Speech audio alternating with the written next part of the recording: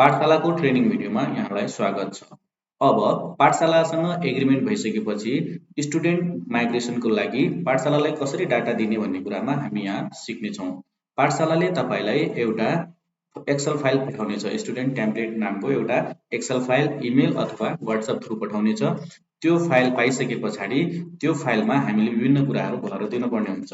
जस्तै student code, student full name, gender, DOB Nepali, permanent address, contact number, roll number, registration number, father name इत्यादि फिल्डहरू रहेका छन्।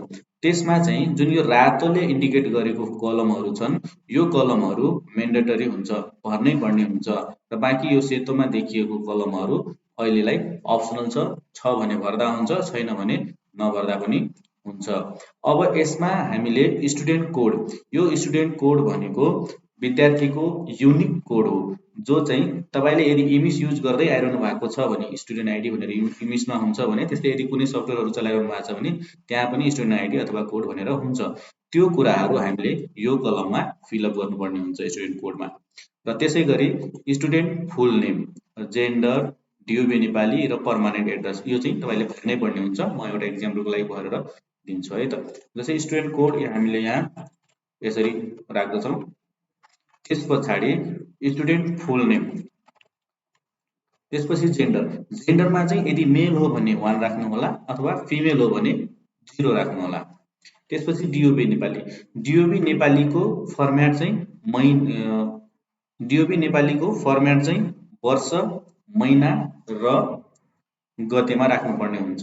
जस्तै 2075 वर्ष स्ल्यास नै राख्नु होला, हाइफन राखेर हुँदैन। त्यसपछि 2 महिना 20 गते भनेर मैले यसरी राखेँ। यो चाहिँ हजुरले यही फर्म्याटमा राख्नुपर्ने हुन्छ, स्ल्यास नै राख्नुपर्ने हुन्छ, ड्यास राखेर हुँदैन। सो जुन फर्म्याटमा यहाँ मैले राखेको छु त्यही फर्म्याटमा राख्नुपर्ने हुन्छ। त्यसै गरी एड्रेस, अब यो पछाडिको फिल्डहरू छ भने राख्दा हुन्छ अथवा छैन भने अहिलेलाई नराख्दा पनि हुन्छ। यसरी यो फाइल सेभ गरेर हजुरहरूले पाठशालालाई इमेल अथवा व्हाट्सएपमा पठाइदिनु पर्ने हुन्छ र पाठशालाले त्यसपछि यो डाटालाई सफ्टवेयरमा, तपाईको पाठशाला सफ्टवेयरमा माइग्रेट गरेर दिनेछ। यो फाइलहरू बनाउँदा तपाईले क्लास वाइज नै बनाउनु होला। यो एउटा फाइल बनाइएको एउटा क्लासको लागि भयो। सो यसरी पठाइदिनु होला। धन्यवाद।